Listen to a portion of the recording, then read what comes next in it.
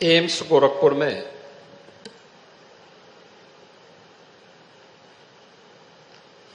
Patient attendant के रात्रि निवास के लिए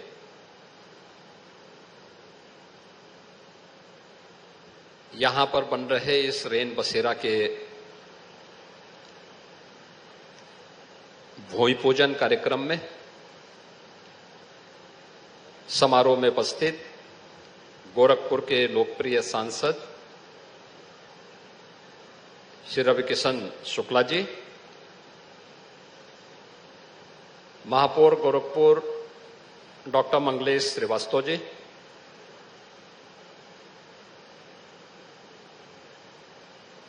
चेयरमैन एम्स गोरखपुर श्री देश दीपक वर्मा जी,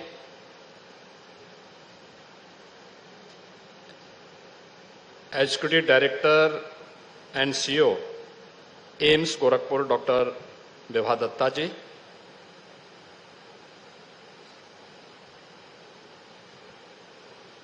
निदेशक कार्मिक power grid corporation Shri Yatendra Dwivedi जी,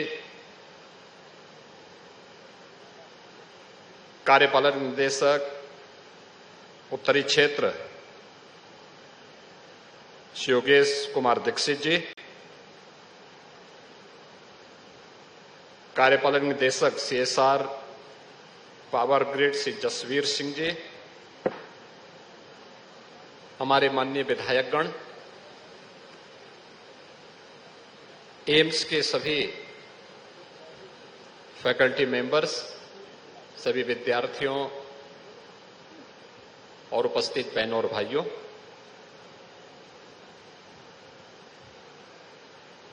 एम्स गोरखपुर में मरीजों के परिजनों के लिए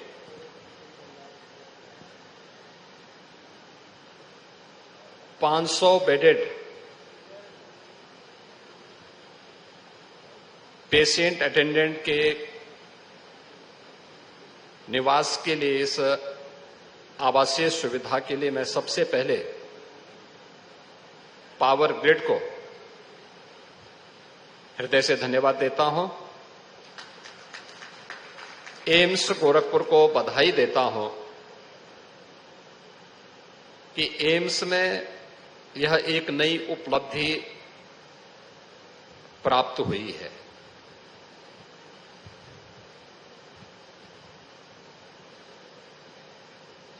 एम्स का, गोरखपुर एम्स का जो शिलान्यास है, भूमि पूजन है, आदरणीय प्रधानमंत्री जी ने जुलाई 2016 में गोरखपुर में किया था। 2019 में एम्स गोरखपुर का पहला बैच एडमिशन लिया था और 2021 में आदरणीय प्रधानमंत्री जी ने एम्स गोरखपुर का लोकार्पण किया था। मुझे प्रसन्नता है कि 2016 में जो बीज एम्स के रूप में गोरखपुर में रोपा गया था, आज वह एक वटवृक्ष बनकर के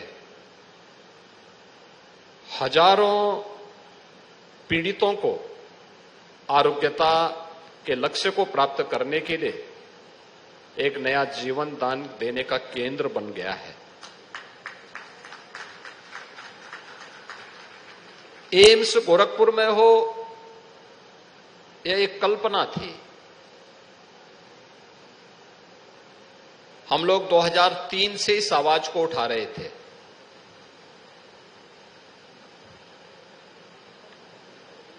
उस समय श्रद्धेय अटल बिहारी वाजपेयी जी देश के प्रधानमंत्री थे और प्रधानमंत्री के रूप में पहली बार एम्स दिल्ली के बाहर भी स्थापित होंगे। उन्होंने 6 एम्स की घोषणा की थी।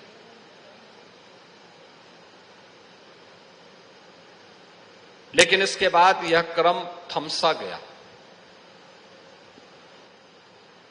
और आज मुझे बताते हुए प्रसन्नता है कि प्रधानमंत्री मोदी जी के नेतृत्व में उन्होंने पूरे देश के अंदर बिना भेदभाव के 2014 में जो उन्होंने एक मंत्र दिया था, सबका साथ और सबके विकास का,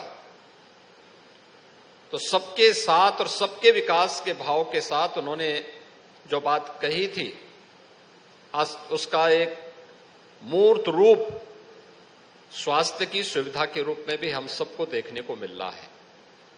देश के अंदर एक नहीं बल्कि 22 नए एम्स प्रधानमंत्री मोदी जी के कार्यकाल में ही इन 10 वर्षों में देश के अंदर बने हैं या बन रहे हैं, और उनमें से गोरखपुर एम्स एक है। पहला बैच यहां पर इंटर्नशिप के लिए जा चुका है, और उनमें से बहुत सारे ऐसे विद्यार्थी होंगे जो अपनी पीजी की तैयारी करके इस अगले वर्ष वे उसमें भी अपीयर होंगे। लेकिन एक अच्छी शुरुआत जो 2016 में प्रारंभ हुई थी, गोरखपुर में एम्स बने, 2003 में उठाई गई आवाज 2016 में वह प्रधानमंत्री मोदी जी के द्वारा प्रारंभ हो पाया, और आज एम्स अपने इस परिसर में, इतने भव्य परिसर में यहां पर मौजूद है। ये कुछ बुनियादी चीजें हैं जिन चीजों को हमें अक्सर देखना होगा कि हम हॉस्पिटल की बिल्डिंग तो बना लेते हैं, हॉस्पिटल की बिल्डिंग बनाने के बाद जब हॉस्पिटल की बिल्डिंग के साथ पेशेंट तो अंदर एडमिट हो जाता है, लेकिन पेशेंट का जो अटेंडेंट होता है, खासतौर पर क्रिटिकल केयर से जुड़े हुए पेशेंट, कोई होंगे इमरजेंसी में, कोई होगा, कोई आईसीयू में होगा, तो उसके अटेंडेंट वहां नहीं रह सकते। और हम अक्सर देखते थे, मुझे याद है आज से 1-1.5 वर्ष पहले की घटना है। मैं रात्रि को अचानक लखनऊ में एसजीपीजीआई के दौरे पे निकला था। मैंने देखा वहां पे सड़कों पर लोग लेटे हुए थे, जहां कहीं लोग लेटे हुए थे। तो मैंने डायरेक्टर एसजीपीजीआई से पूछा, मैंने कहा ये लोग कौन हैं, ऐसे क्यों लेटे हुए? तो उन्होंने मुझे बताया कि ये मरीज के परिजन हैं, इनके लिए कोई व्यवस्था नहीं है। मैंने कहा आपके पास लैंड है? उन्होंने कहा हां लैंड है। तो मैंने कहा लैंड है तो फिर इनके लिए, पेशेंट के अटेंडेंट के लिए भी हमें कोई व्यवस्था देनी चाहिए, और ऐसी व्यवस्था हो जो क्वालिटी हो, जहां पे वो सुरक्षित रह सके, अपने सामान को भी रख सके।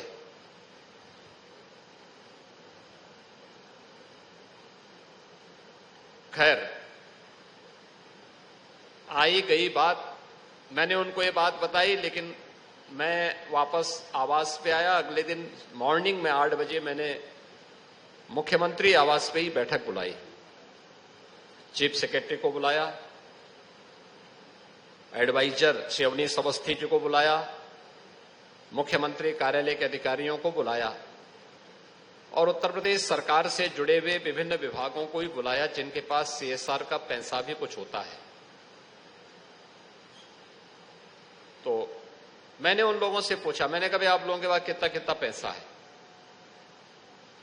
तो उनके पास जितना पैसा हो सकता था वो मैंने लखनऊ की कुछ संस्थाओं को वहां उपलब्ध करवाया। लेकिन मेरे मन में आया कि एसजीपीजीआई में भी, केजीएमयू में भी, बीएचयू में भी और एम्स गोरखपुर में भी पेशेंट अटेंडेंट के लिए बड़े केंद्र बनने चाहिए।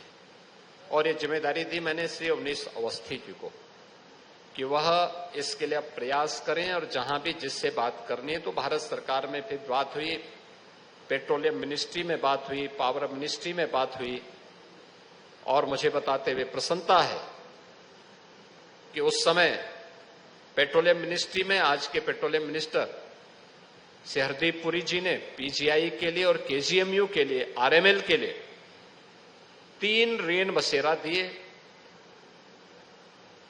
और Shri R K Singh ji power minister थे भारत सरकार में, उन्होंने एम्स गोरखपुर के लिए यह सीएसआर से उन्होंने उस समय रेन बसेरा स्वीकृत किया था, जो पेशेंट अटेंडेंट के लिए है। मैं इन दोनों महानुभावों के प्रति हृदय से आभार व्यक्त करता हूं। लेकिन इसकी पैरवी लगातार अवस्थी जी करते रहे, और परिणाम है कि आज हम यहां पर इसके भूमि पूजन कार्यक्रम के साथ भी जुड़ चुके हैं। आप देखते होंगे, अगर आप एक चिकित्सक की जो सबसे बड़ी पहचान होती है वह है उसकी संवेदना। अगर डॉक्टर के मन में संवेदना नहीं है तो वह डॉक्टर कहलाने का अधिकारी है या नहीं है, इस पर जरूर विचार होना चाहिए। उसकी पहचान ही संवेदना से, उसकी एक संवेदना एक गंभीर से गंभीर मरीज की आधी बीमारी को दूर कर सकता है, और उसका व्यवहार उसी प्रकार का होना चाहिए। और संवेदना के इस केंद्र में अगर एक मरीज के साथ ये मान के चलिए कम से कम 3 से 4 अटेंडेंट होते हैं, दूर से बहुत आया है 2 आएंगे, लेकिन तो भी होते हैं,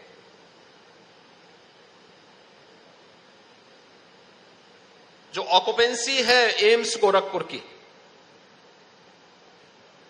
वह 75 से 80% है।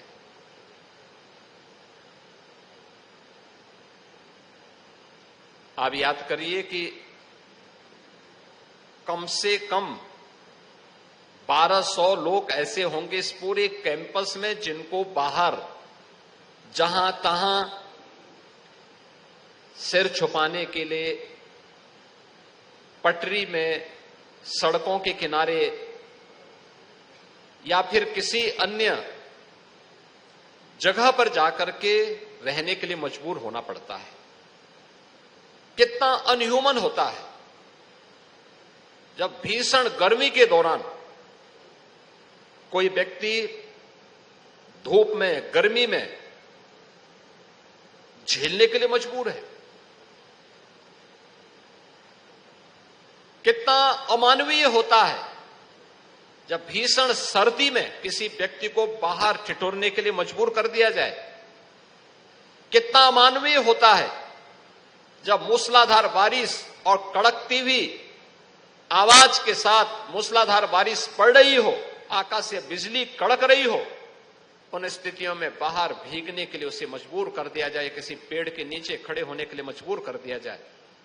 यह एक अमानवीय स्थिति है। उन स्थितियों की कल्पना करिए कि अगर वह आज किसी के साथ है तो कल आपको भी उससे गुजरना पड़ सकता है।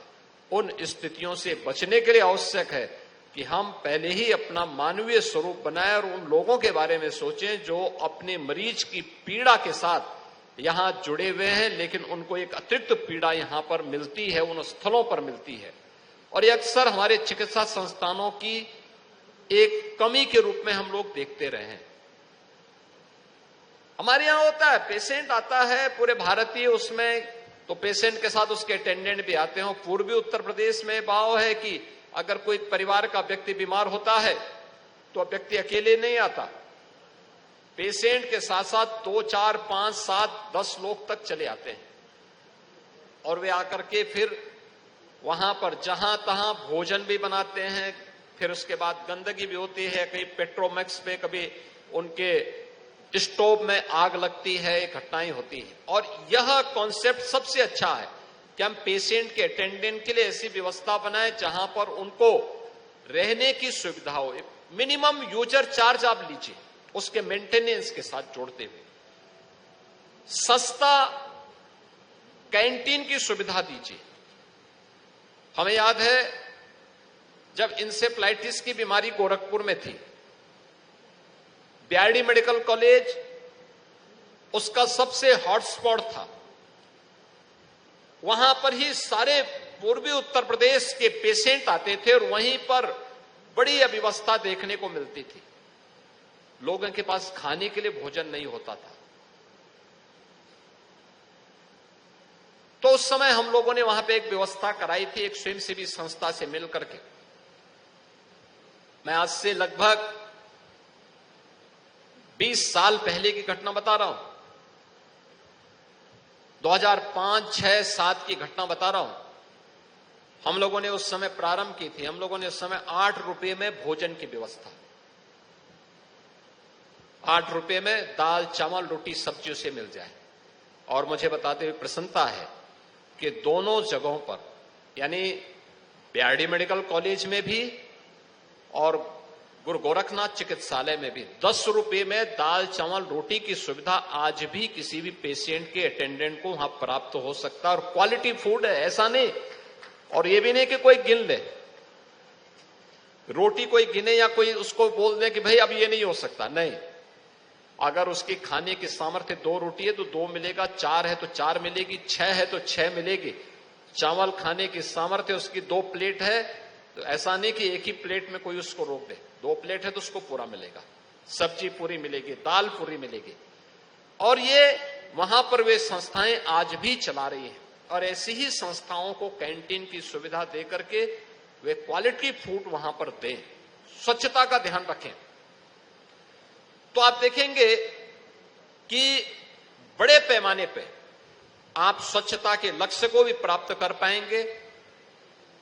जो अमानवीय दृश्य आपको बहुत सारी जगह देखने को मिलता है, यह देखने को नहीं मिलेगा। और वातावरण भी साफ और सुथरा रहेगा।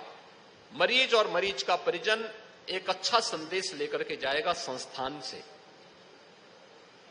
आज मुझे प्रसन्नता है कि उत्तर प्रदेश के अंदर ज्यादातर मेडिकल कॉलेजेज में, जैसे पावर ग्रिड गोरखपुर में, एम्स गोरखपुर में, तो यह सुविधा केंद्र बना ही रहा है। आईटीआई का भी सहजनवा में विकास कर रहा है, एक नया आईटीआई का निर्माण कर रहा है। लखनऊ में एससीपीजीआई से टेली कंसल्टेशन की सुविधा, जो हब एंड स्पॉक मॉडल पर होगा। मैं स्वयं उसके उद्घाटन में गया था और मैंने देखा बहुत अच्छा केंद्र बना हुआ है। अच्छा केंद्र इसलिए बना हुआ है कि जहां पे स्पेशलिस्ट नहीं है, जिन हॉस्पिटल्स में, जिन मेडिकल कॉलेजेज में हमने मॉडल अडॉप्ट किया था कोविड कालखंड में, कोरोना के दौरान हमें जब पता लगा था कि कोरोना का जो वायरस है यह काफी संक्रमण है और ये लंग्स को प्रभावित कर रहा है,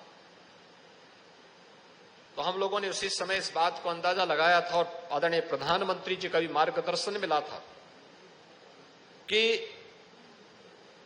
हर जनपद में आईसीयू जरूर हो, मेडिकल कॉलेजेज में, हॉस्पिटल्स में। अब आईसीयू हो, उसके लिए एक्सपर्ट कौन होंगे? तो उस समय हम लोगों ने उत्तर प्रदेश के अंदर जितने भी एनेस्थेटिक थे, हमने कहा भी इनको पहले चरण में ट्रेनिंग कराओ। उनके ट्रेनिंग के कार्यक्रम प्रारंभ है। एम्स, एससीपीजीआई लखनऊ में हम लोगों ने मास्टर ट्रेनर तैयार किए। उनकी ट्रेनिंग तैयार हुई। तैयार होने के बाद उनको जनपदों में भेजा। इस दौरान भारत सरकार और प्रदेश सरकार ने मिलकर के हर एक जनपद में आईसीयू स्थापित किए, वेंटिलेटर उपलब्ध कराए, उसका इंफ्रास्ट्रक्चर दिया। मास्टर ट्रेनर गए, उन्होंने जनपदों में ट्रेनिंग देनी प्रारंभ की। क्या चिकित्सकों को, क्या पैरामेडिक्स को, क्या नर्सिंग स्टाफ को, अन्य हेल्थ वर्कर्स को, इन सभी को ट्रेनिंग की प्रक्रिया के साथ जोड़ा।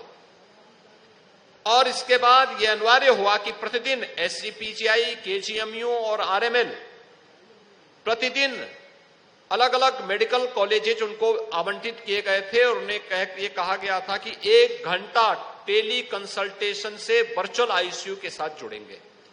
और अगर किसी जनपद में कोई परेशानी होगी तो ये संस्थान के ही एक्सपर्ट वहां जाकर के उस समस्या का समाधान करने में सहयोग करेंगे। और यह उत्तर प्रदेश का एक बहुत सक्सेसफुल मॉडल था। और आज पावर ग्रिड ने फिर से उत्तर प्रदेश के मेडिकल कॉलेजेस को SCPGI के साथ जोड़ने के लिए जो टेली कंसल्टेशन की सुविधा के लिए वहां पर व्यवस्था दी है, ये हब एंड स्पोक मॉडल पर है। हब SCPGI है, स्पोक मेडिकल कॉलेजेस की एक श्रृंखला वहां पर है, जो वहां पर अपने ICU के साथ SCPGI के साथ जुड़े हैं और बेहतर सुविधा वहां के माध्यम से उन्हें प्राप्त हो रही है। हमें टेक्नोलॉजी का उपयोग करना होगा, और टेक्नोलॉजी अगर हम उपयोग करेंगे तो अधिक से अधिक लोगों को हम राहत दे सकते हैं। क्योंकि एम्स जैसे संस्थान आज ही आपकी OPD लगभग 4000 तक पहुंच गई है, और मान करके चलिए कि अगर यहां पे सभी सुपर स्पेशलिटी की फैकल्टी आ जाए और ये सभी सेवाएं देनी प्रारंभ करेगी, यही OPD आपकी जाएगी 10,000 तक। उस समय स्क्रीनिंग की व्यवस्था हो, और स्क्रीनिंग के लिए यह एक सेंटर बने। अगल बगल के जनपद जितने भी हैं, उन जनपदों में भी एक एक मेडिकल कॉलेज आज स्थापित हो चुके हैं। उन मेडिकल कॉलेजेस को हम फिर SCPGI ये एम्स गोरखपुर पूर्वी उत्तर प्रदेश का हब बने, और यहां से अन्य मेडिकल कॉलेजेस को स्पॉक के रूप में जोड़ते हुए टेली कंसल्टेशन दें हम उनको, या डिस्ट्रिक्ट हॉस्पिटल्स को दें, जिससे जो सामान्य पेशेंट है जिसको केवल आप कंसल्टेशन दे सकते हैं और उसके माध्यम से वहीं पे उसकी दवा लिख करके वे उनको वहीं पे वे अपनी दवा खरीदें, अपने घर जाएं, उस प्रकार के पेशेंट यहां पर आए जिनको यहां पर एम्स के माध्यम से बेहतरीन सुविधा देने में सुविधा होगी और डॉक्टर को भी यहां पे सुविधा होगी। उस प्रकार के पेशेंट की सुविधा को का केंद्र अगर हम बना देंगे तो मुझे लगता है कि आपकी क्वालिटी भी मेंटेन रहेगी और डॉक्टर्स भी अधिक से अधिक पेशेंट को यहां सुविधा देने में सफल होगा। हमें फ्यूचर की उस सुविधा के लिए तैयार होना होगा। दूसरा, एम्स से मुझे एक बात यह भी कहना है कि देखिए, मैं अक्सर देखता हूं लखनऊ में आज जब हर जिले में हम एक मेडिकल कॉलेज बनाने की ओर जा चुके हैं, लगभग बहुत कम जनपद बचे हैं जहां पर अब मेडिकल कॉलेज नहीं बने। अब उन सभी मेडिकल कॉलेजेस में लोकल सुविधा मिलनी चाहिए, क्रिटिकल केयर की सुविधा मिलनी चाहिए, ट्रॉमा की सुविधा मिलनी चाहिए, लेकिन अभी भी मैं देखता हूं वहां पे कोई रिस्क नहीं लिया जाता है। हर पेशेंट को वो रेफर करते हैं लखनऊ के लिए। ये सब बंद होना चाहिए और एम्स को स्वयं भी यहां पर जितने भी ऐसे पेशेंट होते हैं जिन्हें क्रिटिकल केयर की आवश्यकता पड़ती है, उनके साथ रिस्क लेने की आदत डालनी पड़ेगी। डॉक्टर्स को समय देना पड़ेगा, जिससे अब लखनऊ पहुंचने में उसको कम से कम 3.5 से 4 घंटे लगेंगे। 3.5 से 4 घंटे की दूरी में उसके साथ क्या कुछ घटित होगा यह तो वही जानता है। हमें इस पक्ष को देखना होगा और याद रखना, दुनिया के अंदर जितने भी अच्छे रिसर्च हुए हैं वह जितने अधिक डाटा कलेक्ट करने की सामर्थ्य जिस व्यक्ति में होगी उसी आधार पर ही आगे बढ़ सकता है। हम कैप ना करें कि हमें केवल 10 पेशेंट देखने हैं या 15 पेशेंट देखने हैं या 25 देखने हैं। जितने आ सकते हैं देखिए। हर पेशेंट आपके लिए एक नया अनुभव भी है, एक नया नॉलेज भी है। वो आपके एक्सपीरियंस को भी बढ़ाएगा और आपके ज्ञान को भी बढ़ाने में उसकी एक बड़ी भूमिका का निर्वहन वह कर सकता है। और आपके उस डाटा बैंक को भी बढ़ाने का, जो अलग अलग परिस्थिति से, अलग अलग पृष्ठभूमि से, अलग अलग पारिस्थितिकी से वह आपके पास आ रहा है और अपनी पीड़ा को बता रहा है। आप अगर उसकी पीड़ा को ध्यान से सुनेंगे तो उस पीड़ा के निवारण करने में आपको मदद मिलेगी और उसके निवारण करने में आप भी सहायक हो पाएंगे। आज के इस अवसर पर एम्स गोरखपुर प्रगति की दिशा में आगे बढ़ रहा है, ये प्रसन्नता का विषय है। और यह तो पूर्वी उत्तर प्रदेश के केंद्र बिंदु में बसा हुआ है, एकदम हृदय स्थल पर बसा हुआ है। अगल बगल कितनी बड़ी आबादी निवास करती है, कुशीनगर है, देवरिया है, महाराजगंज है, सिद्धार्थनगर है, बस्ती है, संत कबीर नगर है। अकेले गोरखपुर की ही आबादी 65 से 70 लाख की आबादी गोरखपुर जनपद में निवास करती है। नेपाल और नॉर्थ वेस्ट बिहार, यह भी गोरखपुर में अपनी स्वास्थ्य सुविधा के लिए निर्भर करता है। उन स्थितियों में उस बड़े केंद्र के रूप में हमें अपने आप को तैयार करना चाहिए।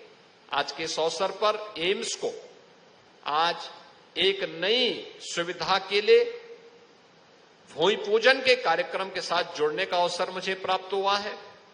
मैं एम्स गोरखपुर को भी, पावर ग्रिड कॉर्पोरेशन को भी इसके लिए हृदय से धन्यवाद देता हूं और विश्वास करता हूं कि आदरणीय प्रधानमंत्री जी के सबके स्वास्थ्य और सबकी सुरक्षा का जो आश्वासन है, उस आश्वासन के साथ हम भी अपने स्तर पर लग करके इस प्रक्रिया का हिस्सा बन पाएंगे। इस विश्वास के साथ मैं आप सबको हृदय से बधाई देता हूं, अपनी शुभकामनाएं देता हूं और विश्वास करता हूं कि हम प्रधानमंत्री जी के उन संकल्पनाओं को पूरा करने में योगदान दे पाएंगे जिन्होंने विकसित भारत की परिकल्पना के साथ स्वास्थ्य सेवाओं को जोड़ करके देखा है। आप सबके प्रति मेरी मंगलमय शुभकामनाएं हैं। धन्यवाद। जय हिंद।